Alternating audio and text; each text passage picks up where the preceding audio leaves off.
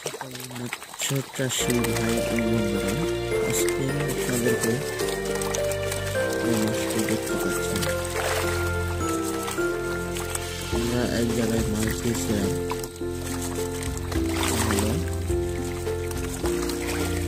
কুমিল্লায় ফেনী।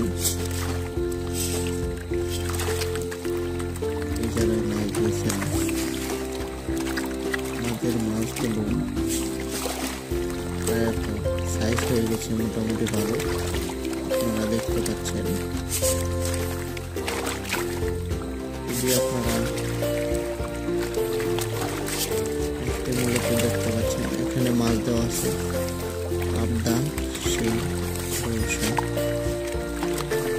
মাগুর, ভিয়েতনামি পুঁই, 3-4 আইটেমের মাছ এখানে আমাদের এক ভাই চাষ করতেছে। আমাদের কাছ থেকে ভালো গুণমানের মাছ নিয়েছিল। আপনাদের যদি এরকম মাছ চাষ করতে আগ্রহী থাকেন, তাহলে আমাদের কাছ থেকে মাছগুলো সংগ্রহ করবেন এবং কি ভালো কোয়ালিটির মাছ আমরা দিতে পারব। সকল মৎস্য চাষী ভাইয়েরা, আশা করতেছি আপনারা যদি মাছ চাষ করেন তাহলে মাছকে ভালো করে যত্ন নেবেন। 15 দিন পর পর চুন, পটাশ, লবণ ইউজ করবেন, তাহলেই কোনো ভাইরাস আসবে না। অনেক ভাইয়েরাই মাছ ছেড়ে ভাইরাস হয়ে গেছে, মাছগুলো মারা গেছে।